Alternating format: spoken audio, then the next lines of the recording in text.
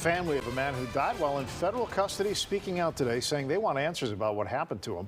WGN's Brona Tumulty is joining us from outside their attorney's office on North Wacker Drive. Brona? Good evening, guys. Yeah, the family of Dwayne Tucker speaking out today alongside their lawyers. They are calling on the Department of Justice to conduct an investigation. They say that when Tucker was arrested last month by U.S. Marshals, he was perfectly healthy, but that the next time they got to see him, which was Thursday of last week, he was in a hospital, he was intubated, and about 24 hours after that, he was dead. They took my best friend. I just want justice and make sure it don't happen to nobody else's family. That's Dennis Tucker Jr. speaking today about his brother, 32-year-old Dwayne Tucker, who died last Friday. Tucker was in custody at the Combs Detention Centre in Kankakee County after being arrested by U.S. Marshals on August 16th at the home he shared with his brother. That was the last time I seen him, and I told him I got him and I love him. And when I said that, I meant what I said, I got him. He was being held on a warrant for an alleged violation of a 2017 plea agreement relating to a robbery case, plus newer charges stemming from January of this year that he'd allegedly stolen approximately $1,200 from a bank. But something went terribly wrong during the 3 weeks of Tucker's detention.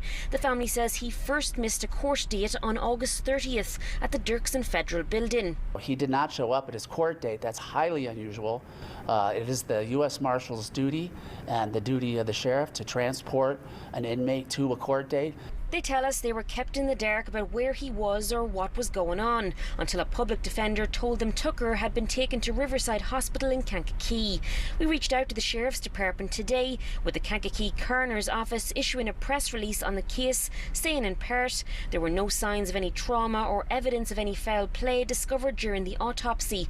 Toxicology testing is being completed and medical records are being reviewed. An official cause and manner of death will be determined at a later date. But the family and their lawyers tell us a different story, saying a preliminary autopsy report indicates Tucker died of extreme dehydration, which led to kidney failure and swelling of the brain, formerly known as encephalitis. They add when they finally got to see him in the hospital last week, he was covered in cuts and bruises all over his body. He had scars and bruises all over his body. You know, he didn't leave my house with, he didn't leave my son's house with scars and bruises over his body.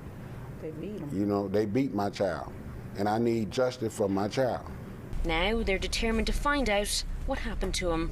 If I got to fight every day of my life until I leave this world, I'm going to get justice for my child.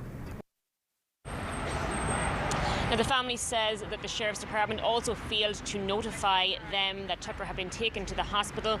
Their lawyers sharing with us today that they will be filing a lawsuit on behalf of the family at minimum against the county and any correctional officers that dealt directly with Tucker during his time behind bars. We're live downtown. Brona Tumulty, WGN News. Thank you, Brona.